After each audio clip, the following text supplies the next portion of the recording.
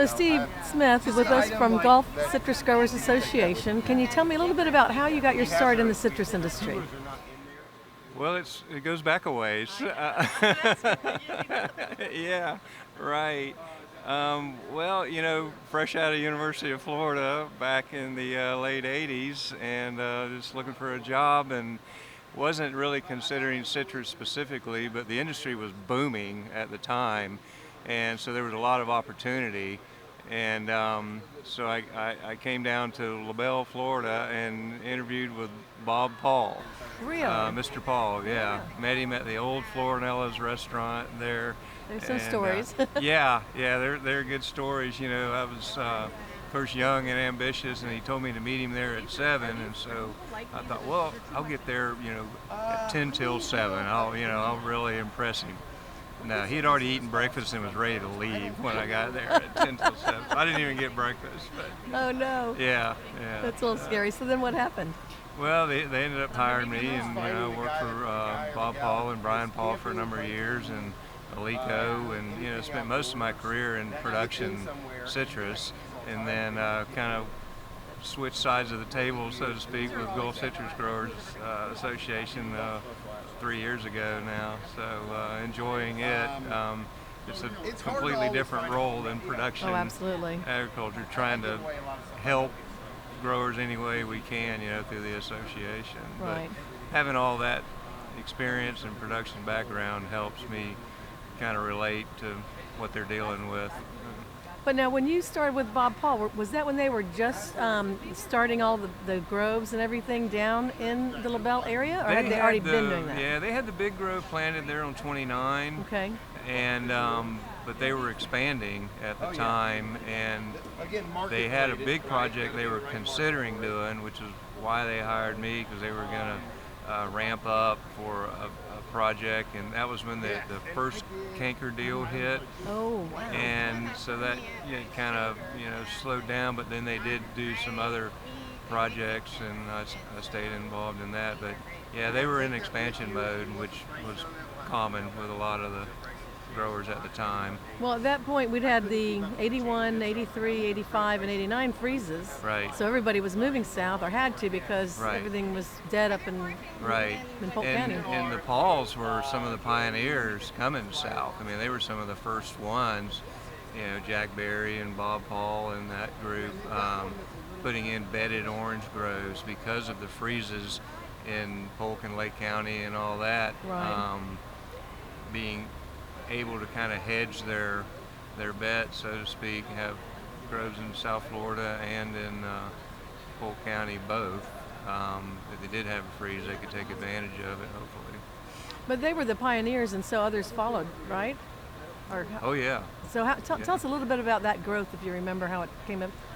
I mean, it started with X number of acreage maybe, and then expanded. And Yeah, I don't know the numbers, but it grew rapidly as when Bear and Collier Enterprises all started planting groves.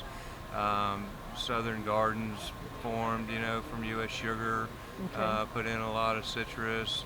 King Ranch, Prudential, others were all in the area, and there were large tracts going in. Alico was expanding, and even when I moved to Alico from the Pauls, they were in expansion mode then. Alico was. Oh, wow. So how did the production practices change from what you knew versus having to move to the bedded groves in that area? Back in the 80s, dating myself, there was still quite a bit of flood irrigation and even some overhead irrigation with volume guns that moved around in those groves, and everything was converting to either drip or microjet at the time, and going to two-row beds for the most part. So the technology was changing, and automation was coming on the scene, and that was a lot of what I did when I first got out of school, was managing this automated irrigation system that the Pauls had put in, and the computer that ran it was was about the size of a refrigerator. Oh my gosh. Yeah, it had these blinking lights on the front of it. Yeah, it looked like something off of Lost in Space. I was just thinking that. Yeah, and now you can do it on Danger, your Will you can do it on your Rogers. phone now. Yeah. You know, but it was a lot of that technology came out of Israel. I think the automation from Israel was more of a necessity. Uh, they supposedly had a lot of this automation so they could change valves and they didn't have to actually go out there Okay. and risk being shot at or whatever was going on in some of those areas. But That would give you reason to work yeah, at it. right, very motivating. But, yeah. So Florinellas, everybody talks about Florinellas. I have to say I've never been there. So Okay. tell me a few of the fun stories from the Florinella days. Yeah, the old Florinellas, there was this table in the back corner, and we used to call it the table of knowledge because a lot of the old citrus growers would meet there and eat lunch on a regular basis. So you could go in there just about any time and go sit with those guys. And I'm not sure if you gained any knowledge or if you just came out confused when you were younger, but there was They're a probably lot. trying to do that on purpose. Yeah, It's I a think test. so. But it was entertaining anyway. Who were some of the guys around the table? Um, let's see. I mean, Norman Todd came on the scene there for a while. Hugh English, Mr. Paul, Brian Paul. I don't even remember all of them. There's a cast of characters for Yes, sure. right, So, right. what did you learn from Paul himself? I mean, was he hard to work for? No, he was good to work for. He was a lot of fun. They were ambitious and moving forward, and I liked that. I was all in. It was a lot of hours. You put in a lot of time back then, and just kind of dedicated to it. And that was just the mentality that you had to have if you were going to be in that line of work. But Right. yeah, no, they were. You always wanted to be with somebody that was willing to put the resources into the groves and make them the best they can be. Of course, this was all before greening when you could really Right. push an orange grove and get a lot back out of it. So you made the move to Alico. What Right. prompted that? Just the opportunity, bigger company, and it was more of a career move than anything. I was perfectly happy with what I was doing, but it just kind of made sense with the size of the company and being able to potentially, move up through that organization. Bernie Lester was there. That's what I was going to ask who was there, if it was Bernie or not. Oh yeah, he hired me, him and Daniel Griffin. Which was a wonderful company to work for with that group of people. Oh, absolutely. Yeah. A lot of changes are happening at that point too, when you came in, because I don't know when they started with the land change to the Florida Gulf Coast University. Yeah, I was there during all that. I was talking to Mike Martin about it last night, and I remember, a lot of activity trying to get that awarded, I guess, because there was others competing for the university location, the site Oh, okay. location. I didn't know that. Yeah, downtown Fort Myers was one of the possibilities, and Mr. Griffin just kept kind of sweetening the pot, so to speak, until he won that bid to have the university located there on Alico's property. And there was this kind of funny story where some of the media was saying something about dirt farmers or trying to get the university, and of course they ended up going with the Griffin proposal, and the headline was "Dirt Farmers Kick Butt" at that point. Oh my gosh, what did Ben Hill say about that? Yeah, he liked it. I can actually hear him saying, "You bet your, you know what." Yeah, yeah. Oh, Those were exciting times, though. A lot of fun, and I remember when Alico Arena opened. I was there. They had like this grand opening thing, and my kids were little, and they had a tour of it and all that kind of stuff. and they had this little giveaway. And I don't even remember what it was. And of course, my kids were little and they were in line. They wanted the little giveaway. It was for the kids, and they ran out of them. And the guy was like apologizing, and he didn't know who I was. And he said, "Well, if you give me a business card, I'll send you one." You know, again, I don't even remember what it was. You had to give him your Alico business card? I did. Oh, no. And it said Alico Vice President on it. And the guy, he took the card, and he looked at it, and he kind of like looked up at the building, you know, the name on the building. Of course, and he looked it's back him. at the card, and he goes, we'll definitely send you one. That's pretty funny. Yeah, it was funny. Did you kind of like, darn it, should I or shouldn't I? Did you think twice about giving him your card? I did, you know. Well, I didn't want him to feel Right, bad I or know. anything, you know. Like, it's okay, man. That's pretty funny. Yeah. So, Yeah. so what were some other good stories that you had? Because I know you have a lot of stories with all these guys because they're too colorful not to have them. Yeah. So yeah. give us a couple of other stories about some of these guys. Gosh, it's hard to just pull them out. You know, you're doing a good job of making me remember some of them. But yeah, well, like you said, cast of characters. Oh, you yeah. know, so the stories are there. There's plenty of them. But We always used to say if we had a recorder underneath our kitchen table, the stories that we could pull out of there would be amazing. So I'm Yeah. sure that's how it was in Florenella's. it was, yeah. You know, and at the time you just took it as normal or something. Right. You know, now you look back on it and think about, man, it was pretty cool times. You know. It was their own form of hazing. That little Yeah, fly getting us yeah, here. it kind of was, yeah. Yeah. So who Right. were some of the people that you were working with that you were contemporaries at the time? Where, Let's start with Bob Paul, with them. well, at Bob Paul, me and Dick Crockett got to be friends. He was working there at the time, and you know, Brian Paul was kind of running things in South Florida for the Bob Paul Inc. organization. Out of Winter Haven? Right, they were in Okay, Winter Haven. right, mhm. Bob and Margaret were in Winter Haven, and Brian was running things in South Florida, which, you know, he was a lot of fun to Yeah. hang around with and do things. What did Gene do in the equation? Gene Paul. What was Gene, his? he kind of came and went at times. You know, he had other things that he was working on, but he kind of let Brian do the production stuff there in South Florida, and he would check in on the harvesting data and some of that kind of stuff. But yeah, he kind of stayed In out the Brian's background? way for the most part, but kept his eye on things and a finger on things, you know, that you would expect. Yes.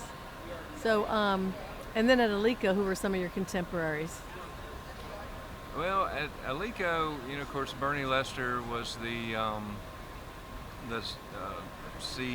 COO and president, and we had a good group of managers for each commodity. You know, Okay. citrus, cattle, sugar cane, and heavy equipment, and that group. You know, we still try to stay in contact. You know, Wade Grigsby was the cattle manager, and Okay. John Brantley was over the sugar cane, and you know, was over citrus eventually, and a guy named Bob Miley ran the heavy equipment division. So it was a good team, and it was a well-run machine at that Right. time. You know, And you were there for how long? 16 years. Oh, wow. Okay. Yeah. Now, did you start there as vice president, or did you start there at a different level and move up? Yeah, I started as a South Florida supervisor and moved up. Okay. Yeah. So, and what were some of the challenges you faced during that time? Was canker going on then, or is that after canker? The canker was kind of, yeah, it was going on, and it flared up, and then they started the eradication program. Okay. So we did get caught in some of that. They had the radius around if you had a 1600, canker yeah. fine. I'm trying to remember how many feet it was, but it was a a pretty big. big footprint if you had, you know, one little spot of canker. And we ended up having to push some blocks that were fairly young trees and very productive, you know, just beautiful trees. And and replant those. And then there was another find at another grove that we would have had to push, but they were starting to discuss eliminating that program because hurricane came through and The kind canker of was everywhere then. moved it around, and then there was rumors that they may not continue that practice of making you push around a positive find. So I kind of drug my feet on pushing the grove. Yep. And then they changed the policy, and so we didn't have to push it. That's good news. Yeah. So, and speaking of the hurricanes, so they came through and you guys got hit pretty hard down there, right? Hurricane Wilma, when it came up from Naples, I don't remember what year that was, but it kind of went through Felda and Clewiston. Right. And it did more damage to South Florida citrus, to Alico's groves anyway, than some of the other hurricanes in South Florida. We actually had trees that were I remember seeing some of the laid pictures. over. They were Yeah. like flattened. Yeah. Looked like a tornado had gone through Right. Yeah. The Commissioner of Agriculture came down and rode around. What was his name before Adam? there. Isn't that horrible? Yeah, I know. I can Because see. he was. I'm drawing a blank myself. Yeah. Anyway, so that was pretty rough. Now, of course, the hurricanes before, Charlie, Francis, Gene, they went up through the Alico's Polk County groves and Right. did damage there. I was in Winter Haven when all three of those hit. All It three was of not them. fun. Right. Yeah. Building damage and grove damage. Yeah. Fruit on the ground. I think So we were blocked in, big tree covering the road, couldn't get out. So Oh yeah. Everybody has plenty of hurricane oh stories yes, now. lots. Yeah. You're not a Floridian if you don't. No. I've been here Yeah. long enough. So, did that make any changes to how you had to do any of your operations? Did you do anything differently because of the damage from the hurricanes? In terms in of citrus, drainage or anything, not or? too much. Just we already knew to make sure you had your pumps ready to go and the water levels down and your diesel tanks full, and you could be prepared. We did learn not to put the tractors under the In the pole beds? barn, Oh, in the pole. because the pole barn might collapse and then the tractors are underneath it, so we would just park them out in the groves, out in the open. And I mean, it's not like a hurricane's gonna blow a tractor away, Right. so that was, we quit doing that. Well, it Just seems spread like you would 'em have. out. It It's seems the- like you would have learned that lesson a little bit earlier than the 2004. Well, yeah, it was the first hurricane. Yeah. When we learned that one. Yeah. So okay, that's pretty First time a interesting. pole barn went down. Well, we laugh now, but at the time you're going, what? Yeah. Yeah. It seems like a simple thing, but and it is. But we had some center pivots out on the ranch, and I remember those things were just a pretzel. The hurricane Tell me what a went center through. pivot is, because I don't remember. It's a big irrigation system. You see them out west. They make Yes. a big circle. Oh yes, got it. Yes. Yeah, we had a okay. few of them on the ranch, and they weren't really tied down good, and the hurricane twisted those all up. So we So learned, those went to okay, the you need to scrap tie them heap. down if the hurricane's coming. Oh, gosh, all the different challenges. Yeah. So then, Yeah. so this opportunity with the Gulf Citrus Growers, that came along when Ron was resigning, or were you on the board with them at that time? I'd been on the board before, and of course was very familiar with all the board members and the players, and Ron and I've known each other a long time, and Right. so when he decided to retire, he approached me about coming over and taking this role, and I was reluctant at first. I said, well, that's really not what I do, but several people kind of encouraged me and thought, well, I think you'd be pretty good at it, and I'm like, all right, well, I'll take a crack at it if you want me to. Now, were you involved with the formation at all, or was that already formed when you came on board? I was working for Brian Paul Mm-hmm. when Gulf Citrus was formed, and Brian was involved in it. Okay. Me and Dick Crockett both worked for Brian Paul. Dudas was heavily involved Right. because the intent was to market grapefruit, Gulf grapefruit marketing, kind of like you have Indian River. Right. I remember Ron going over there and meeting with them. So. Right. And so a lot of the fresh fruit growers were pushing to get the organization formed, and there was a little duplex in LaBelle, and Brian's office was in half of it, and Ron's office was in the other half. Oh, okay. We were right next door to each other when Gulf Citrus first started. That's good. So you knew exactly what Ron was doing at all times. Day one. Yeah. So, and he's still going strong. Yeah, he is. He is. Now, did you have any pushback from the river folks at all on that, or were they? I think they did helpful? early on. I wasn't really in the middle of all that, Yeah. but I think they had to kind of work some things out. I mean, the grapefruit marketing never really completely took off, and Gulf Citrus kind of morphed into what it is today, dealing with water management issues and government affairs type stuff. So. Well, because that area became so heavily populated pretty quickly, right? Right. And so you had to deal with that before you lost the farmland, or? Yeah, there was a lot of policy issues to look at regionally, so they focused on that. So is it still primarily fresh coming from that area now, from Gulf? No, it's primarily juice. Juice, that's what I thought. So, but when Ron was first hired, when you guys were first looking at that, their thoughts were for a fresh market, right? Right. And then the juice came about because why? Just the economics of Okay. it. There was just easier to grow, and there was a lot of money in it, and the market access was good. Was there already a plant in place back down there at that time? A packing house? A processing plant. Where was the No. juice? Where were the fruit going to? It had to go to Bradenton or Okay. Polk County until Southern Gardens built the plant they built in Williston, and we had some. But you still had more fruit produced down there than Southern Gardens could handle. So there was still a lot of it shipped to Trop and Wow. Polk. Yeah. I mean, I knew the concept going in that it was fresh fruit, but I did know it went into processing, but I didn't know where it was going. So Yeah.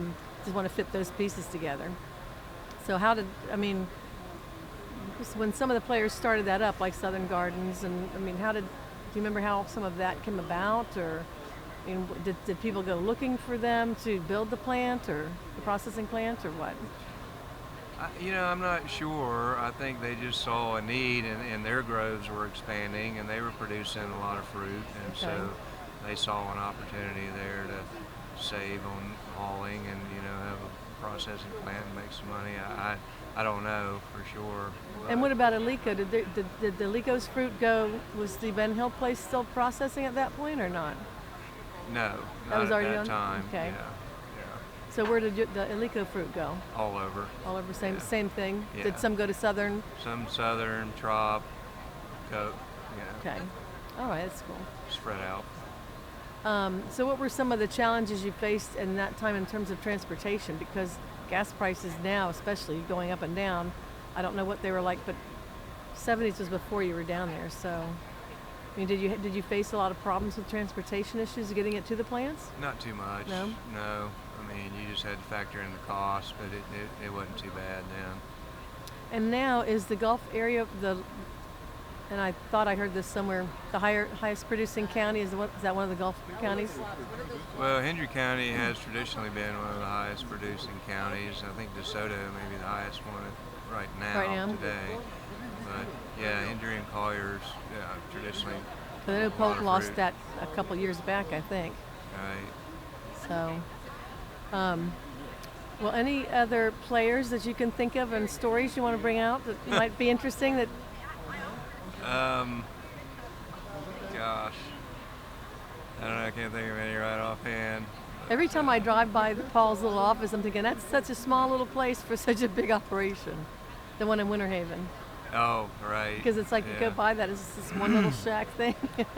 Yeah, it was not real fancy, but it got it done. Oh, and, absolutely. We had these radio systems back then. You had these. Oh, the walkie-talkies? Yeah, sort of? and they had this big antenna in Winter Haven, I guess. So somehow they could even they were right talk next to the people in LaBelle on this two-way radio. Okay.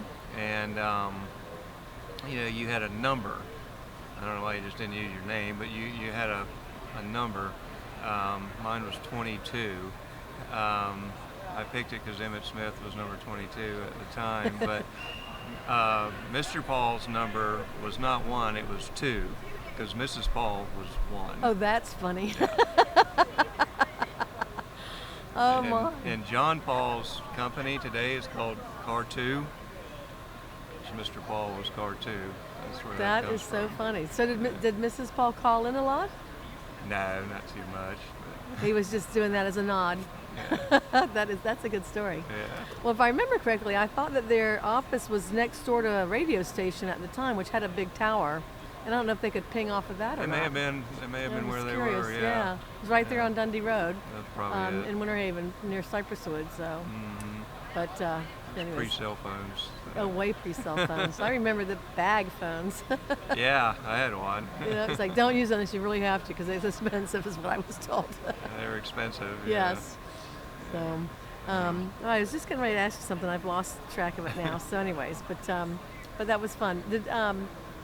Did you get to like be around Margaret and Bob Paul very much A socially? little bit, just when they came down on occasions, and not a lot. But it was always fun when he did. Yeah. Any special story you want to share? Mr. Paul was such a character, and he was just fun to be around. You never knew what he was going to come up with, and whether it was quail hunting or riding around in the groves or whatever. I remember one time we were trying to deal with something, and we all thought it was just a major ordeal. We were all running around, and he told me, he said, this grove's bigger than all of us. And I didn't even know what he meant at the time. It took me a couple of years later before I realized what he meant, that grove would be there when some of us aren't, type thing. Right.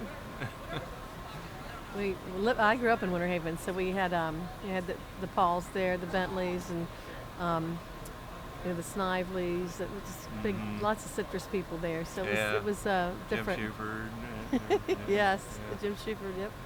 Bowen brothers. Yeah. Did you know Gilbert Bowen at all?